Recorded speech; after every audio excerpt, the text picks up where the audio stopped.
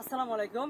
আজকে যে কথা বলবো এটা অনেক শিক্ষণীয় বিষয়। কিন্তু একজন আল্লাহর ওলি, ভারতবর্ষে একজন আল্লাহর ওলি, উনি উনার মুরিদানকে বললেন যে হে মুরিদান, চলো আমরা এক জায়গায় সফর করে আসি। এই সফর করতে গিয়ে মুরিদানকে নিয়ে গেলেন, একটি এলাকায় গেলেন। যাওয়ার পরে দেখলেন ওই এলাকায় তেল আর ঘি হইছে সমান দাম। কি বলছি?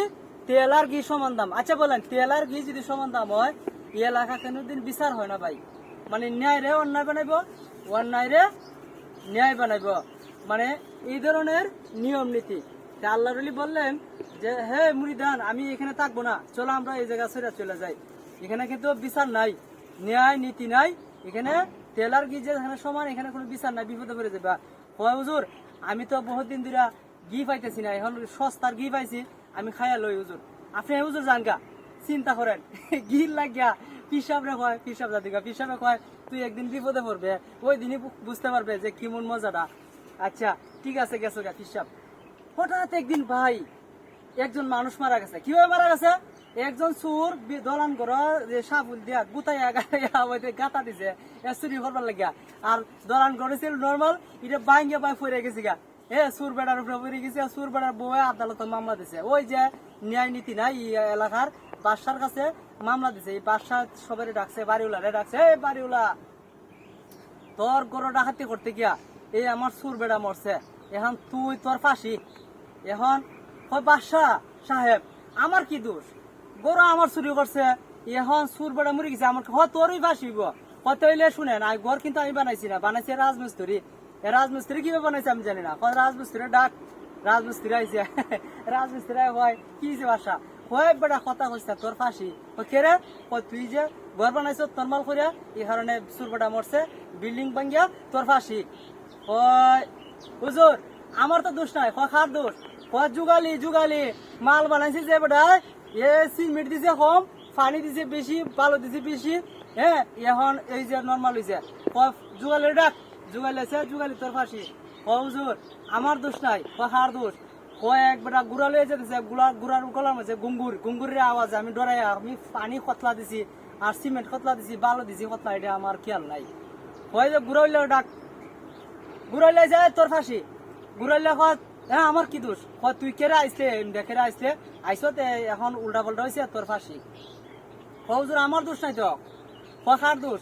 স্বর্ণ যে বেটা স্বর্ণ দিয়ে বানাইছে গুঙ্গুর, ওই বেটারে ধরেন, স্বর্ণকারে নিয়ে আসো, স্বর্ণকারে আনছে। এখন স্বর্ণকারে আর কোনো জবাব নাই ভাই।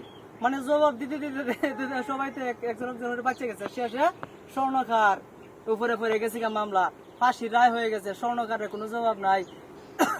আর ওই যে ফাঁসির রশিটা আনছে আমেরিকার থেকে বা, বুঝছেন? আর যে রশি আনছে না, এই রশি তো গলার মানে মিলে না, স্বর্ণকারের গলা চিকন। এখন বাদশা অর্ডার দিছে, ইয়ে লেখা গার মুডা আছে হার, ইয়েরে বাইর কর গিয়া, ইয়েরে ফাঁসি দিমো। এখন কুস্তে কুস্তে কুস্তে কুস্তে ওই পীর সাহেবের হাতে মেরে বাইলিছে। পীর সাহেবের হাতে মেরে তো গি হাইয়া গার কান মুডা করছে ভাই। এই গার মুডা ফাঁসির রশি গারে মিলে গেছে গা। এখন ভাই বাদশা কইছে তোর ফাঁসি। বাদশারে হয় হুজুর আমার কি দোষ? কয় তোর তো গার মুডা রশির সাথে মিলছে। এ চিন্তা করেন কিরকম বিচারক। আচ্ছা এরপরে কয় আমার একটু সুযোগ দিবেন। অবশ্যই মৃত্যুর আগে তো সুযোগ দেওয়া লাগে। আমার একজন পীর সাহেবের সাথে আমার দেখা করতে হবে।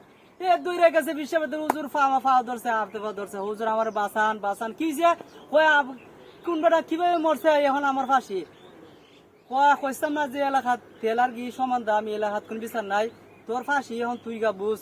কোনা হুজুর আইন, হুজুর আমার বাসান ফাওয়া ধরছে। এরপরে হুজুরে শর্টকাটে বলতেছি, পরে হুজুরে কিনা করছে, হাতে পা ধরে আনছে। পরে ভাই এখন ভাই পরে ওই পীর সাহেবে কইছে, আমি যুক্তি দিব যে এমনি এমনি কইস, তুই হইবে তোর ফাঁসি, আমি হুম আমার ফাঁসি।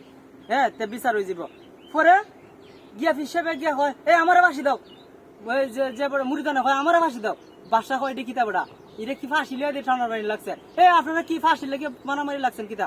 আরে এই মুহূর্তে যে ফাঁসি লাগবে তুই জান্নাতে যাবো গা। তাইলে আমারে দাও, আমারে দাও। এই বিচারকের ফাঁসি হয়ে গেছে গা। দেখছেন বিচার কোন দিয়ে গেছে?